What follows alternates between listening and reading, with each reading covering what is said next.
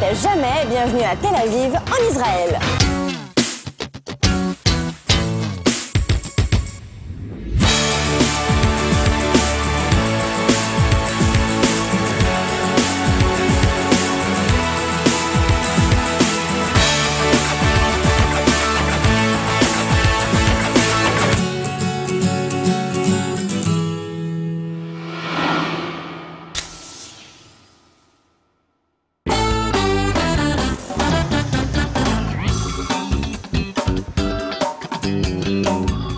Il suffit seulement de se balader quelques minutes à Tel Aviv pour tomber complètement amoureux de cette ville. Vous avez envie d'en savoir plus? Moi aussi.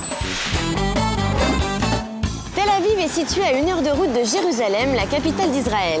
Ici, pas de lieu saint, c'est le paroxysme de l'épicurisme. Donc ici, d'après ce que je comprends, tout est permis. Et ça, c'est plutôt positif. Tel Aviv est la première ville israélienne. En 2009, elle a fêté son centenaire.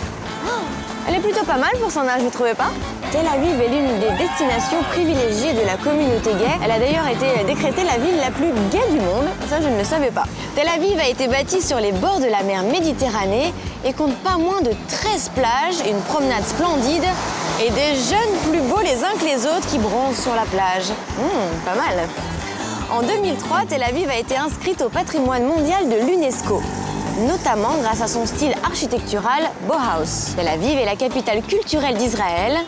Et d'après mon livre, des dizaines de galeries d'art sont dispatchées aux 4 coins de la ville. Tiens, si on commençait la visite par là, on y va?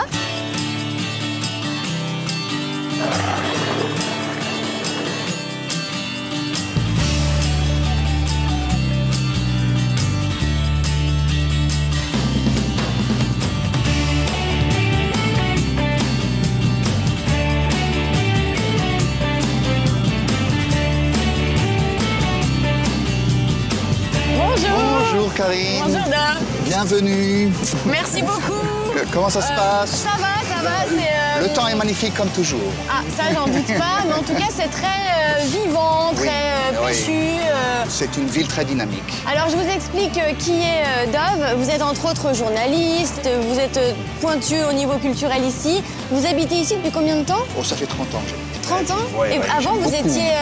J'ai habité Jérusalem et j'ai habité à Paris, mais j'adore Tel Aviv. C'est une ville très chaleureuse et surtout très cool. Vous pouvez vraiment vous habiller comme vous voulez, vivre comme vous voulez et tout le monde trouve ça très normal.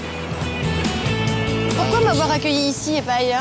D'abord, j'habite à côté. Donc... C'est pratique. Ensuite, nous sommes sur le boulevard historique Rothschild à Tel Aviv. Dans les années 20, ils ont décidé d'embrasser un style qui venait à peine d'émerger et qui s'appelle le style international et que tout le monde appelle Bauhaus, sur le nom de l'école d'architecture dans l'Allemagne d'avant les nazis, qui a inventé un nouveau style très épuré. C'est ça? C'est ça, c'est des immeubles très épurés, très nets, avec des fenêtres plutôt petites pour qu'il n'y ait pas trop de soleil.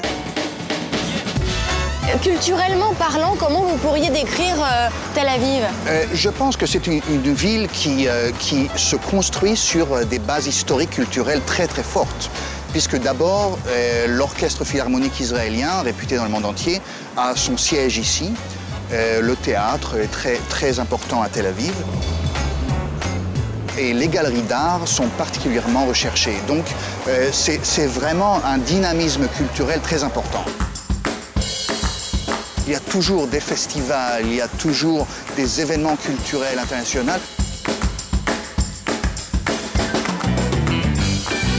Alors, vous me recommanderiez d'aller où, par exemple? Je sais qu'il y a plein de choses à voir. Ah oui, là, je recommande d'abord le musée de Tel Aviv qui vient d'ouvrir une nouvelle branche et qui est vraiment superbe et qui a des œuvres qui sont impossibles à voir autre part et qui est très populaire parmi les Israéliens.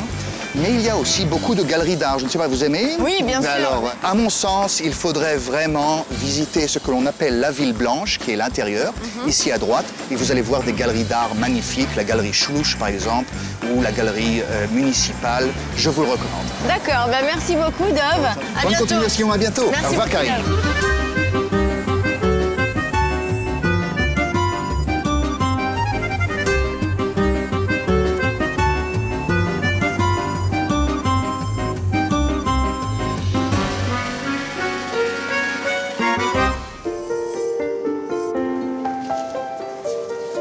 je suis au bon endroit.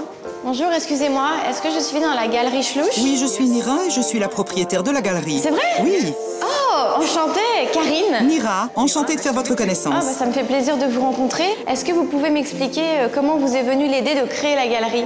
Je suis galeriste depuis 20 ans et je viens de m'installer dans ce magnifique endroit. Comment vous choisissez les artistes qui exposent ici? Ce que je recherche, c'est du contenu qui apporte de nouvelles choses à l'art.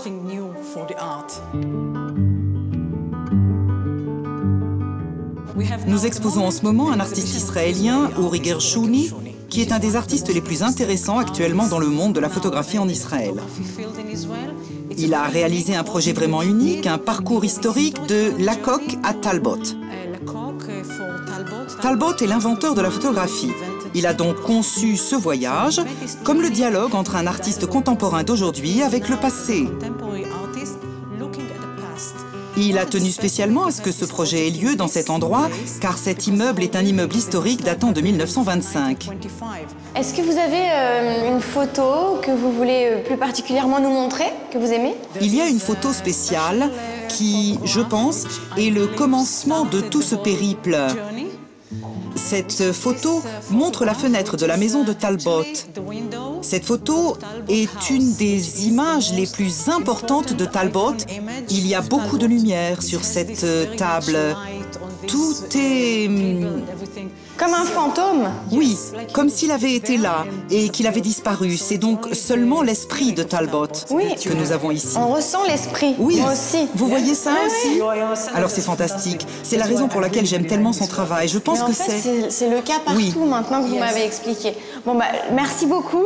Merci beaucoup. Je vais aller faire un petit tour. Oui, j'espère que vous allez aimer l'exposition. Okay. Merci. Merci. Ok.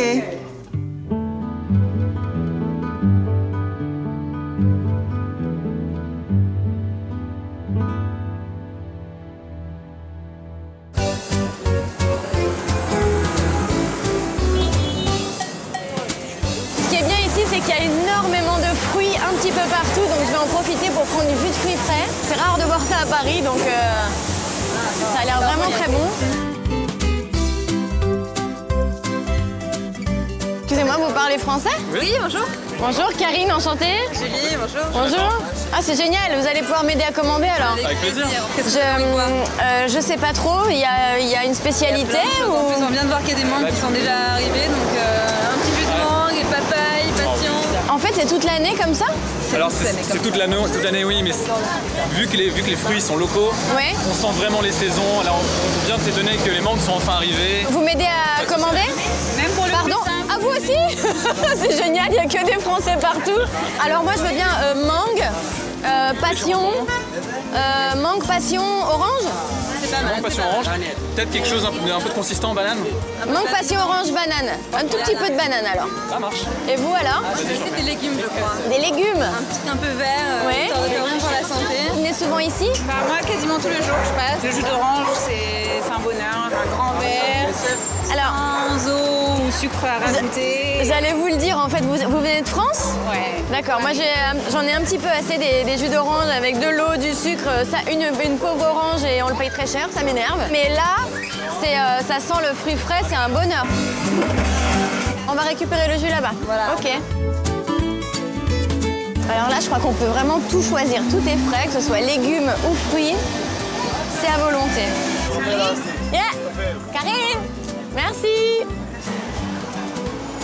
Chaque jour, après le travail, je fais une longue journée.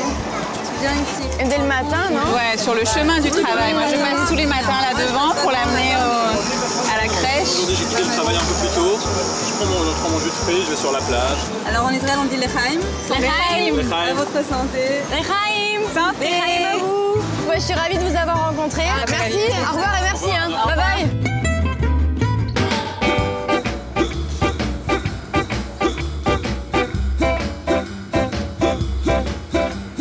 Maintenant que j'ai fait le plein d'énergie, je vais trouver d'autres choses à faire et croyez-moi ici, on ne s'ennuie pas.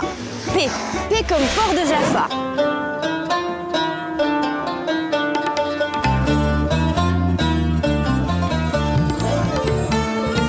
À l'extrémité sud de Tel Aviv se trouve le port de Jaffa, l'un des plus vieux ports du monde.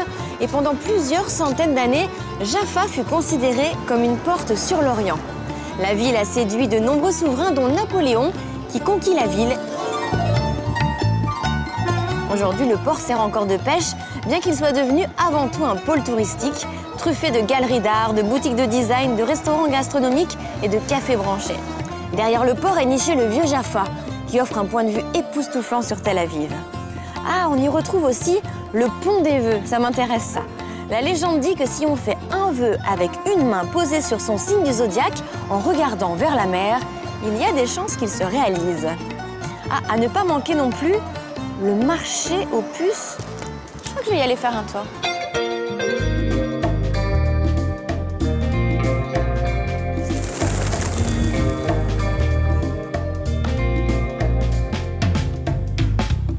Je me trouve juste à côté du marché aux puces dans le vieux Jaffa et je vous propose d'aller y faire un tour avec un guide de choix. C'est notre ambassadeur, il vit ici, il s'appelle Christophe Bigot et il a décidé de nous faire un petit tour plutôt sympathique. On y va ?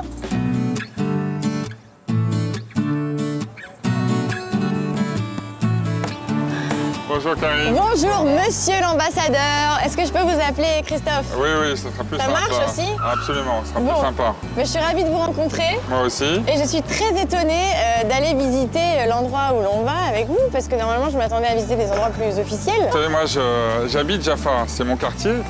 Donc ça me fait plaisir de vous le faire découvrir. D'accord. Et puis c'est aussi une manière de découvrir la société israélienne. Vous habitez ici depuis combien de temps? Ça fait maintenant un peu moins de 3 ans. Comment vous êtes arrivé ici? Tout simplement en indiquant que je serais très heureux de revenir ici, puisque j'ai déjà été en poste dans ce pays. Et pourquoi je suis déjà venu? Parce que ce pays est unique à beaucoup d'égards. Il est très jeune, il est très bouillonnant, créatif, plein d'énergie. Tout ça réuni. Ça, c'est la tour de l'horloge, qui est un peu le monument historique et symbolique de cette ville. Alors là, on se dirige vers Aboulafia, qui est la boulangerie du quartier. Qu'est-ce qu'elle a de particulier, cette boulangerie? D'abord, elle est historique, elle a, je crois, près de 150 ans d'existence. Qu'est-ce que je prends? Il y a quelque chose de typique? Il y a une extraordinaire variété. Moi, je vais prendre ce qui est ici, qui est une pita imzatar avec du sésame, de l'huile d'olive. C'est excellent, c'est très léger. Bonjour! C'est notre ami Jamal. Pita imzatar. Pita imzatar. Bijvili. Moi, je voudrais une spécialité d'ici. Ah, c'est la pizza, la spécialité? Ah bon? Il y a plusieurs spécialités. Là, il y a le four à pizza là-bas. On peut aller voir? Fais le tour. Venez, il nous invite à aller voir la fabrication. Salut! Waouh! C'est beau! Je peux le faire? Ouais, bravo! Pour une première, quel talent! Ma pizza est prête, je vais essayer de la récupérer. Bravo! Yes! Beaucoup de spécialités. Merci beaucoup. Voilà. Au revoir.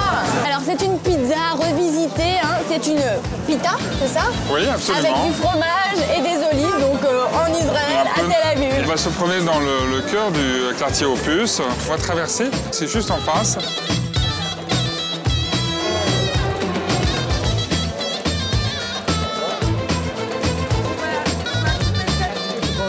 Il y a beaucoup de monde, moi j'adore les marchés.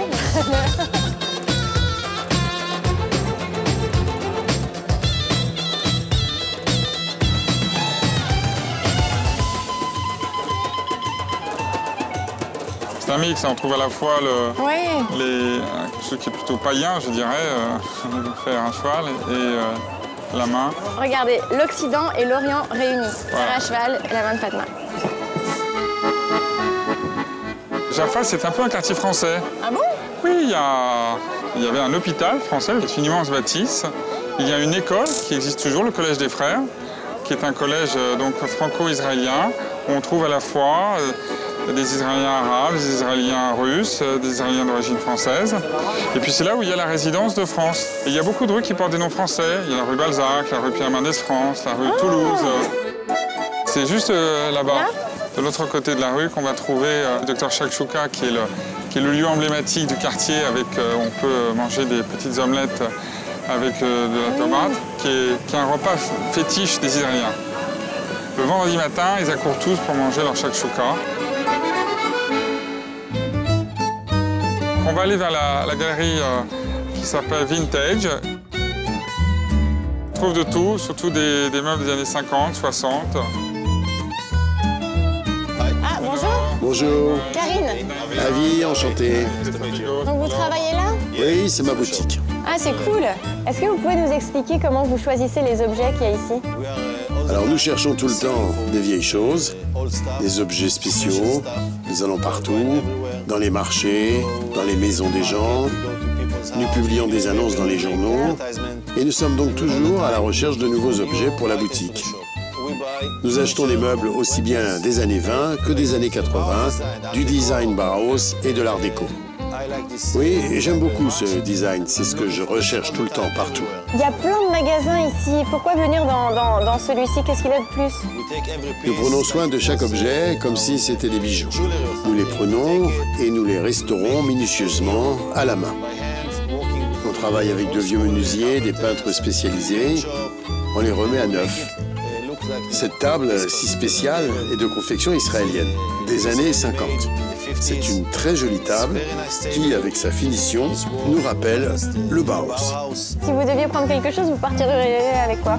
Moi, je prendrais bien la table parce que j'aime bien ce motif géométrique. Puis il y a aussi des objets qui me rappellent mon enfance, là-bas, des tabourets qui ressemblent à ceux qu'il y avait chez ma grand-mère. Donc voilà, c'est de beaux souvenirs. En tout cas, on est bien installés chez lui. Hein. Merci beaucoup de nous accueillir. Moi, je vais rester là un petit peu à me reposer, non? Moi, malheureusement, je vais vous quitter, Karine. Je vais aller travailler.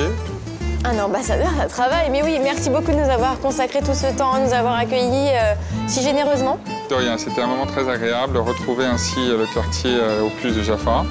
Et puis, si j'avais quelques conseils à vous donner, ce qui serait très sympa, très israélien, ce serait d'aller voir le spectacle de danse qui s'appelle Mayumana. C'est un spectacle très tonique, c'est un spectacle de percussion, c'est très jeune. Ça représente très bien la créativité, l'énergie israélienne. Ok, donc j'ai compris, pas de repos pour moi. Merci beaucoup de nous avoir reçus ici. Avec Et moi, plaisir. d'après ce que j'ai compris, je vais danser.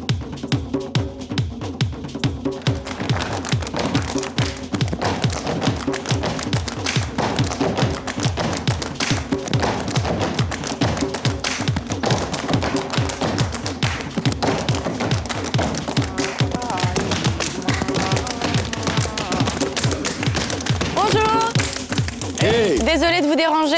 Qu'est-ce que vous faites exactement ici et qu'est-ce que c'est Mayumana? Mayumana vient du mot Mayumanut, qui veut dire en hébreu compétence.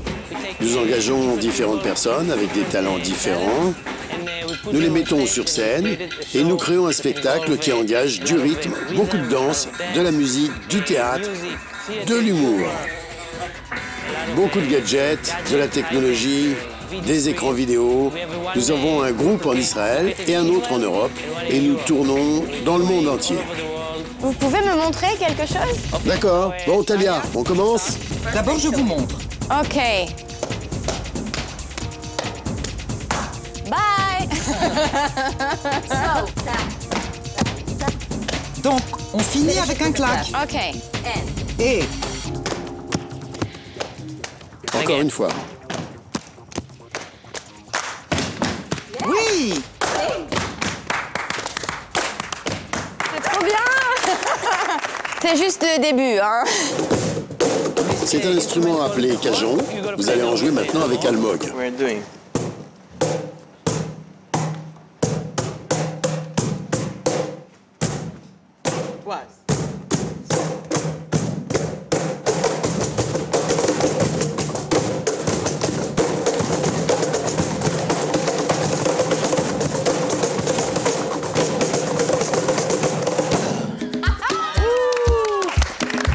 J'adore. Vous vous préparez combien d'heures pour arriver à un tel résultat? Nous travaillons tous les jours, presque toute la journée, avec beaucoup de monde. L'énergie de chacun se mélange pour aller vers un même objectif et c'est génial. Comment tu expliques que ça vienne d'Israël? Mayumana parle des gens et en Israël, nous avons des personnes très talentueuses qui viennent d'endroits différents.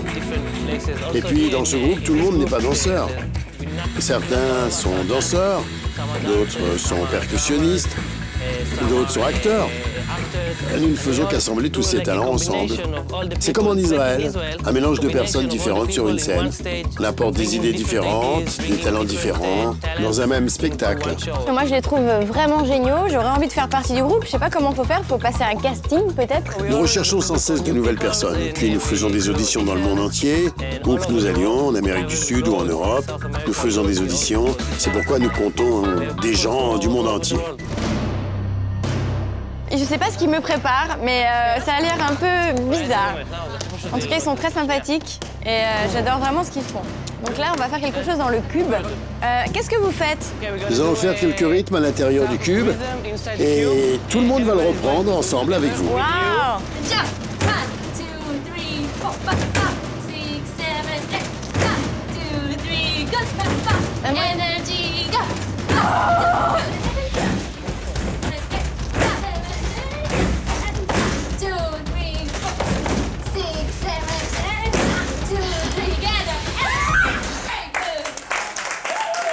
Merci. Je suis super contente, je suis crevée, mais j'ai vraiment vécu quelque chose d'extraordinaire ici. J'ai fait partie d'un show mythique. Si vous avez l'occasion d'aller les voir, foncez-y, allez-y. Thank you. Merci. Vous êtes super. Vous êtes parfaits, vous êtes géniaux, vous êtes... waouh. Merci beaucoup, beaucoup. Merci. À bientôt. 5, 6, 7.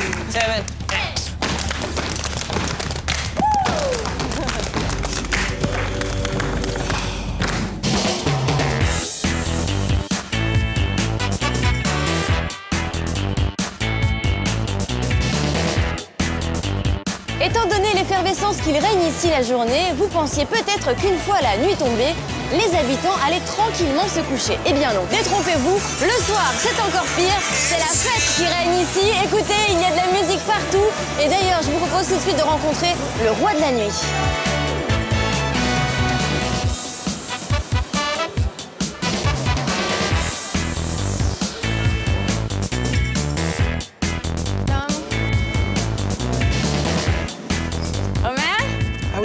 Karim. Ça va? Oui. Enchantée. Enchantée, bah, c'est vous. Merci, merci beaucoup. Qu'est-ce que vous voulez boire? Ce que vous voulez, quelque chose de typique qu'aiment les Israéliens. D'accord. Voilà. C'est à vous ici en fait. Oui. Vous avez plusieurs bars. 6? 6, oui.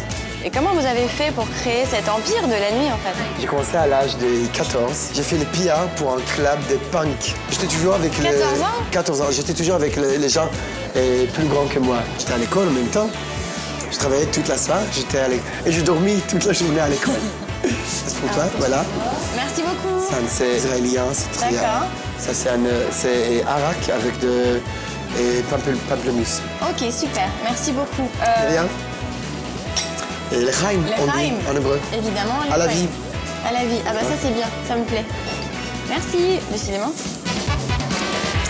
Très bon.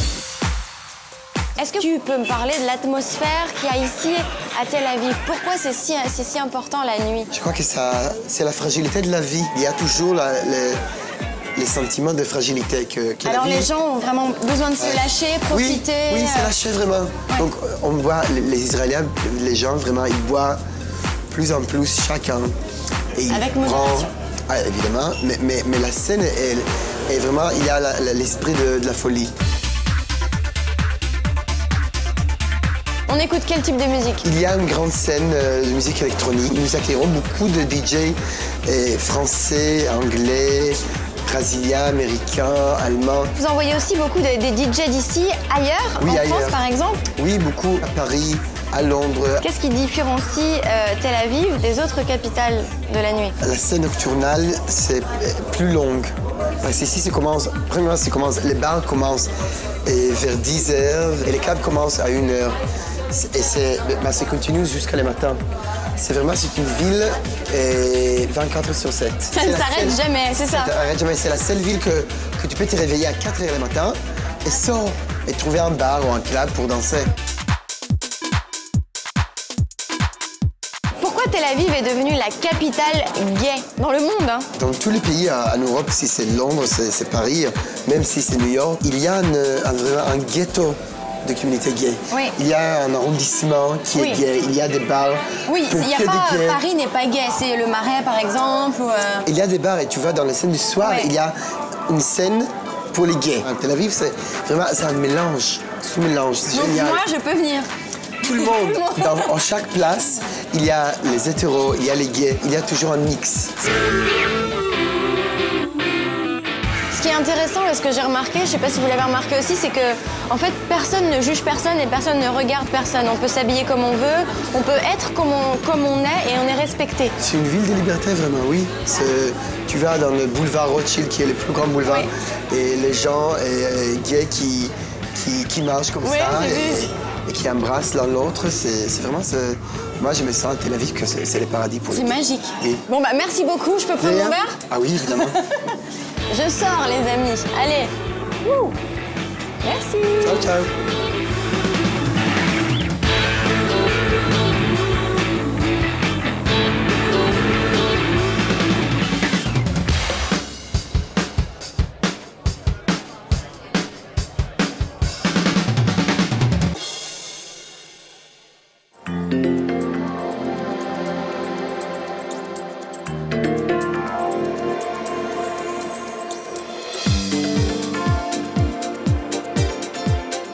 Je me trouve sur la côte de Tel Aviv qui s'étend sur 14 km de long et qui offre 13 plages aménagées.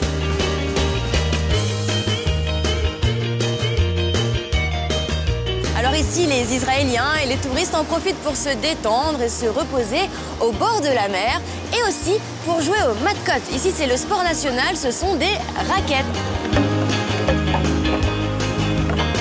Moi, ce que j'aime, c'est le plaisir de la plage, qui est une plage merveilleuse, avec une température d'eau qui est... C'est un bassin. Il fait à peu près 16 degrés en Suède. Et ici, il fait beaucoup plus chaud. Alors j'adore ça. C'est un endroit extraordinaire. Je recommande vivement à tous les vacanciers et à tous les touristes de venir visiter cette ville.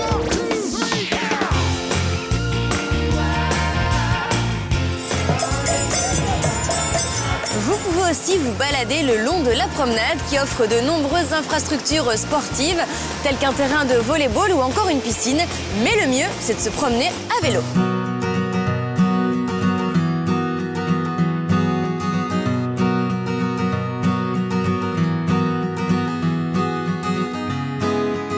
Le port de Tel Aviv est un lieu très populaire et touristique. Alors le soir, c'est véritablement l'effervescence ici, avec les bars et les discothèques qui sont blindés. Et puis durant la journée, c'est plutôt calme, avec des boutiques de luxe et surtout un marché à ne manquer sous aucun prétexte. D'ailleurs, on y va tout de suite.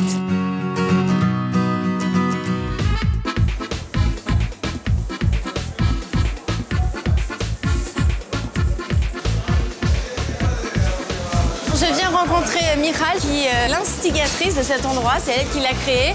Bonjour. Bonjour. Ah, c'est vous. Une belle blonde comme ça, je pouvais pas la rater. Enchantée. Merci. Comment vous est venue l'idée de créer cet endroit?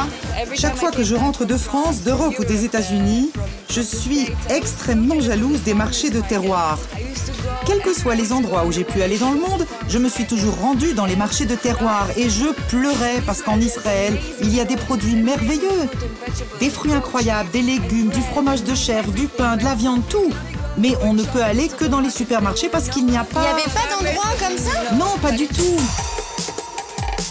Comment vous trouvez les produits?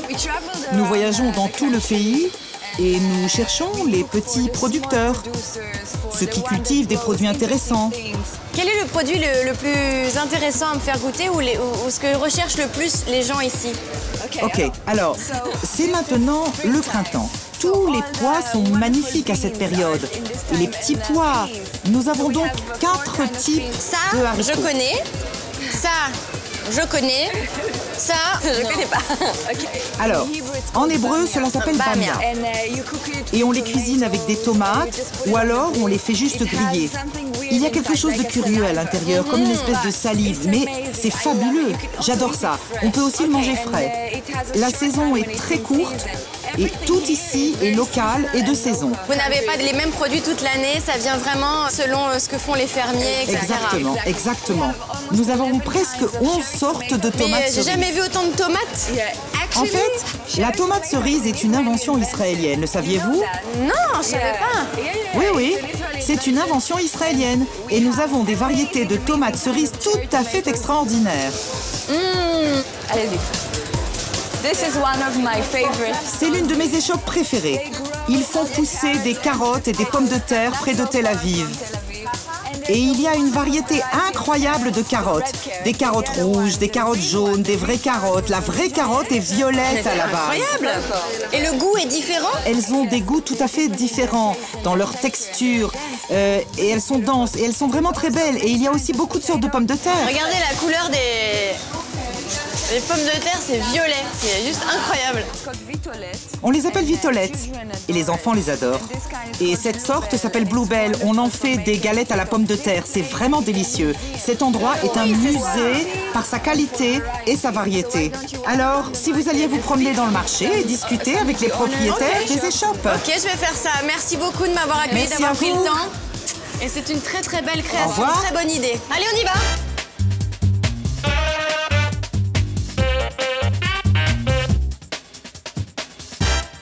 Bonjour. Ah, vous parlez français? On parle français. Génial. Enchantée. Karine, bonjour. Raphaël. Ok, directement, on me demande d'entrer, de manger. Alors ça, c'est? C'est du foie gras. Attention, on m'accueille quand même avec du foie gras dans le marché. Hein, ça ne rigole pas. Mais vous êtes chef? Moi, personnellement, je suis 3e génération de charcutier. On était à Paris. Mes grands-parents sont arrivés en 1928 dans le quartier du Marais. Les grands-parents, mes parents étaient charcutiers. Donc j'ai grandi dans cet univers. Tous les jours, je rentrais de l'école, j'étais avec mon père. Ça m'a vraiment intéressé. Et je suis rentré dedans. Je suis tombé dedans. Tout petit, hop, dans la charcuterie. Parlez-nous un petit peu de vos produits, du coup, ils viennent d'où? On est fabricant, on fabrique tout ici, à base de dinde, de bœuf et d'oie. Alors là, je suppose que les gens peuvent goûter en passant, c'est ça? Qu'est-ce que c'est ça? Ça, c'est de l'oie séchée et fumée, comme on fait un peu dans les Landes. D'accord, ici? Là, c'est l'entrecôte. Ouais. Ça, c'est du saucisson sec. Et donc, il faut les tremper dans l'huile? Vous pouvez, c'est de l'huile de truffe. De l'huile de truffe? Ah.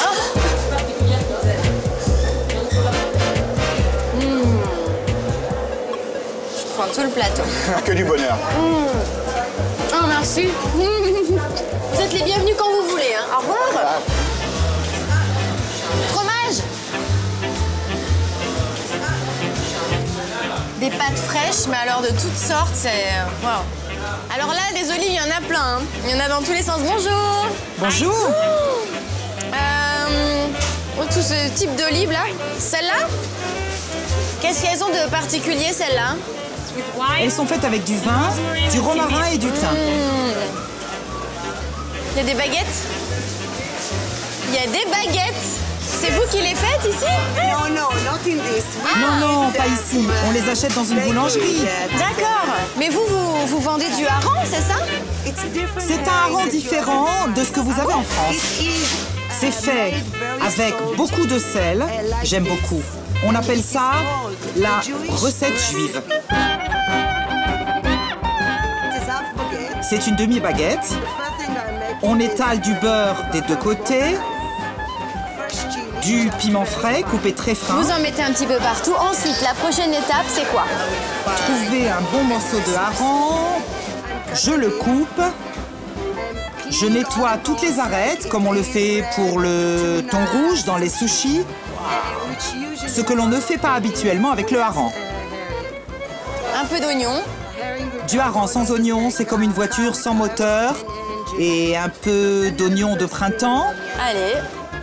Et puis, je presse le jus et les graines de tomates jaunes. Ça, c'est son petit secret. Donc, de citron, surtout sur le hareng. Elle met des petites tomates cerises comme ça, le jus des tomates cerises. Il paraît que ça enlève moins le goût du hareng. Un peu de crème, mais je ne l'étale pas. Je le mets à deux endroits. Quand on le mange, on a une surprise. Tout d'un coup, le beurre se mélange. Et c'est tout. Bon appétit. Merci infiniment. Je crois que je vais m'en aller là-dessus. J'ai fait le tour. Il est temps pour moi d'aller manger mon sandwich tranquillement. À tout de suite.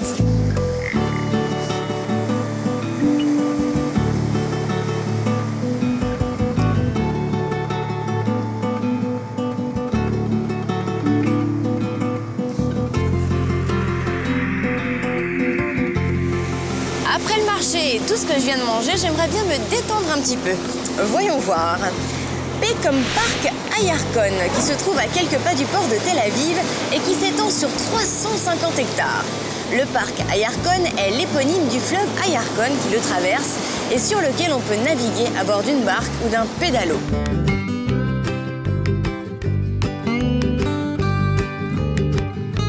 Le parc attire chaque semaine des milliers de visiteurs qui viennent profiter du calme, pique-niquer ou encore faire du sport en plein cœur de Tel Aviv.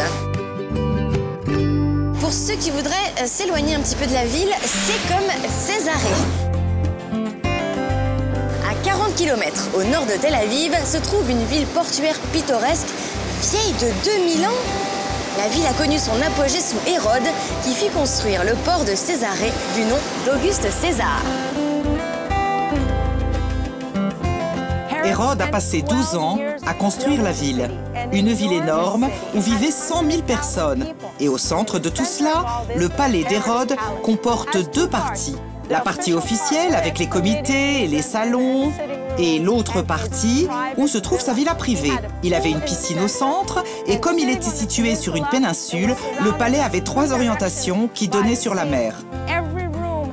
Chaque chambre avait une fenêtre avec vue sur la mer et une porte donnant sur la piscine. Vous pouvez imaginer Hérode invitant des invités importants. Tous assis ensemble sur les sièges du salon, autour de la piscine, se faisant servir des raisins frais et se faisant éventer par des esclaves ou des serviteurs. Pendant 600 ans, Césarée a été la capitale de cette région et a été une ville cosmopolite. Il n'y a pas de cité romaine sans bain public. C'est comme un country club aujourd'hui ou un spa. On ne vient pas ici pour se laver, on vient pour y passer la journée. Si vous aimez la musique populaire actuelle en Israël, c'est l'endroit où il faut venir. C'est le sommet de votre aspiration. Le théâtre antique que Hérode a construit il y a 2000 ans, le premier théâtre en Israël avec plus de 3000 places. Hérode, comme tous les Romains, aimait le sport. Il y avait ici un hippodrome pour les courses de chevaux. Il y avait aussi un amphithéâtre pour les sanglants combats de gladiateurs. Regardez ce sable, c'est là que le sang a été absorbé. Et le tout est complété par un stade pour les Jeux Olympiques. Juste ici, nous sommes au milieu du stade. Vous pouvez voir tous les sièges autour. Il peut contenir plus de 10 000 personnes.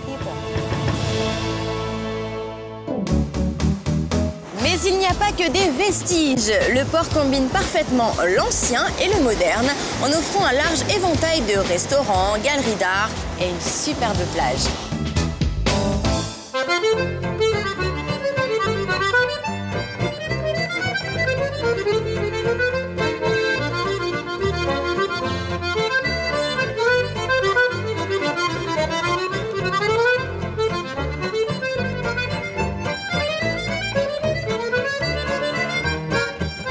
Je me trouve dans l'ancienne gare de Tel Aviv qui reliait auparavant Jaffa à Jérusalem, même avant que Tel Aviv n'existe. Alors aujourd'hui, comme vous pouvez le remarquer, eh bien, tout a été rénové. C'est un lieu absolument incontournable pour tous les Israéliens, mais aussi pour les touristes, surtout pour ceux qui adorent la mode.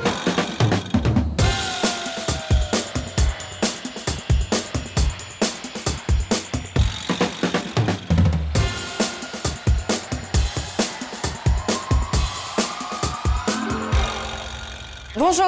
Bonjour. Je m'appelle Karine. Vered. Veren, enchantée. Je viens de voir, c'est très très joli, il y a beaucoup de beaux vêtements. Est-ce que vous pouvez me parler de la mode ici en Israël? Tout d'abord, c'est une boutique qui travaille avec 80 designers. 80 designers israéliens qui ont étudié en Israël. Certains ont travaillé à l'étranger, dans des maisons de haute couture, et maintenant ils sont de retour en Israël. Tous ces habits sont adaptés au corps israélien. Vous savez, tout ça veut dire quoi, ça? Vous savez qu'il fait très chaud. Et les femmes ont chaud la plupart du temps.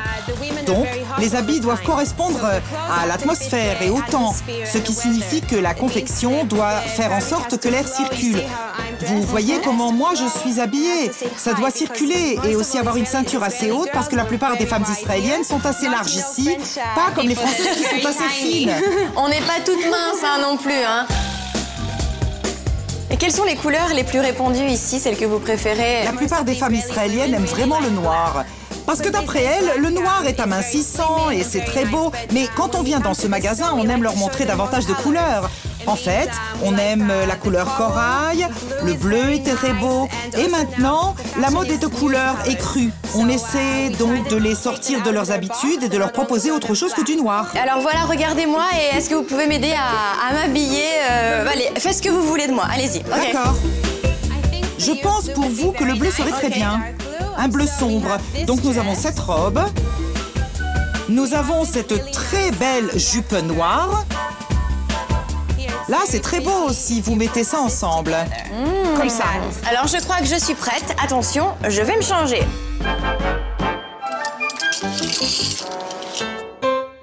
Waouh! Tournez un peu. Magnifique. Maintenant, mettez ça dessus. Mettez les chaussures, vous pouvez vous asseoir et les essayer. Et je vais vous amener un joli collier aussi. Magnifique. Waouh. Une vraie israélienne? Oui, vous avez le chic israélien.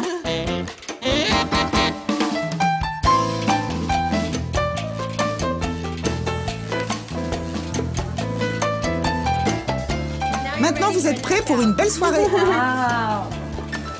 Ça vous va très bien. Vous vous sentez bien dedans? Oui. Vous pouvez aller danser, boire, tout ce que vous voulez. C'est très beau. Et la couleur, c'est très joli. Alors attention, je vais essayer la suite. Waouh! Vous aimez ça? Oui, j'aime beaucoup aussi. Oui, parce que vous êtes habillé tout en noir, donc je vous mets un bijou qui est un peu plus coloré. C'est aussi une designer israélienne qui fabrique tous ses bijoux avec des montres anciennes. Et elle les assemble. Et ce sont des bijoux très beaux, très spéciaux. Génial! Et aussi, pour habiller les bras, voici un très joli bracelet. C'est une fille et sa mère qui l'ont conçu ensemble. Elles viennent du monde de l'architecture et du coup, comme vous pouvez le voir, tous leurs bijoux ont des formes très symétriques. C'est donc tout à fait unique.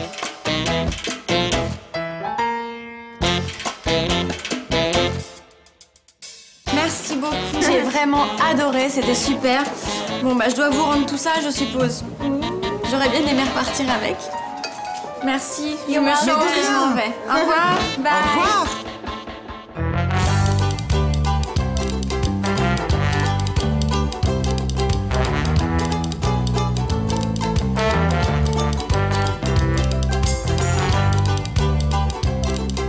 La pita est le pain traditionnel israélien. On en mange à pratiquement tous les repas. Et souvent d'ailleurs avec des falafels.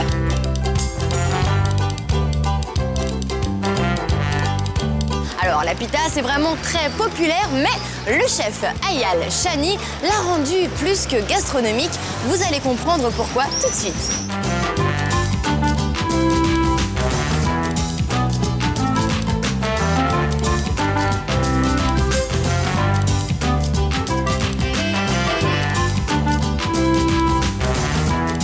Alors ici c'est un endroit très spécial. Et lui c'est une star nationale. Il s'appelle Eyal. Hello. Bonjour, comment allez-vous? Ça va? Oui, bonjour Karine. Je viens de France. Non, je peux comprendre, mais je ne parle pas. Ah, vous parlez pas? Ok, D'accord. non, ça ne fait rien. Nous allons parler nourriture. Nous allons faire à manger. Donc pratiquer le langage de la nourriture. Je suis vraiment heureuse. Je suis venue pour vous rencontrer, vous. Allez, venez. Alors là, on coupe la viande. Ce sont des ingrédients vraiment triés sur le volet. En fait, fait avec la pita de la gastronomie. La pita, normalement, c'est quelque chose de populaire, que tout le monde peut s'acheter. Comment vous est venue l'idée de faire des pitas de cette sorte-là? La pita, c'est un mets très commun en Israël. Mais qu'est-ce que les gens en Israël mettent dans la pita? Ou shawarma, des falafels, du houmous, des schnitzels peut-être, des choses comme ça. Mais tout ça est très lourd. Après avoir mangé une pita, on sait qu'on va souffrir toute la journée. Wow. Mais moi, je veux bénir avec la pita. Je vais vous faire un steak minute. Un steak minute, c'est des morceaux de steak très fins qui, l'un dans l'autre, provoquent une sorte de vibration.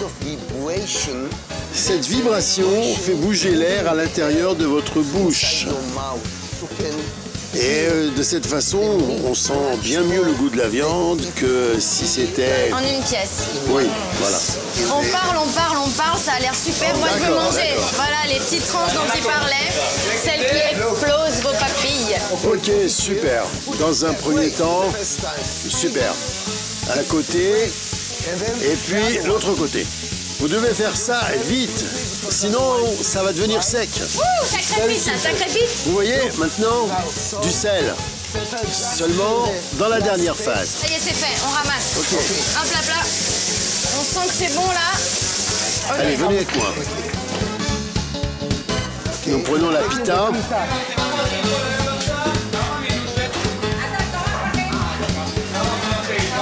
Et là, tu sens la pita là. Alors maintenant, nous la coupons parce que nous voulons la bonne proportion de la pita. Il a dit tout avec les doigts, donc je fais tout avec les doigts.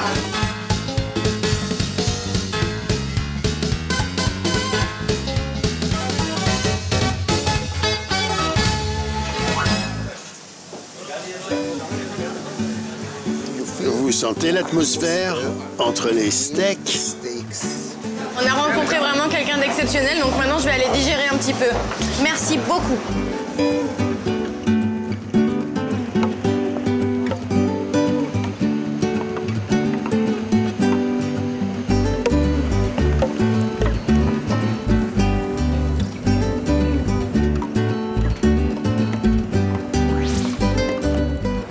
Malheureusement, mon séjour à Tel Aviv touche déjà à sa fin, alors vous l'aurez remarqué, je n'aurais pas arrêté une seule minute, tout comme cette ville d'ailleurs. J'ai aussi appris que Tel Aviv n'était pas seulement une ville côtière, mais une capitale culturelle qui respire l'art. Je me suis régalée avec de bons jus de fruits frais et en plus j'ai goûté des plats traditionnels et gastronomiques.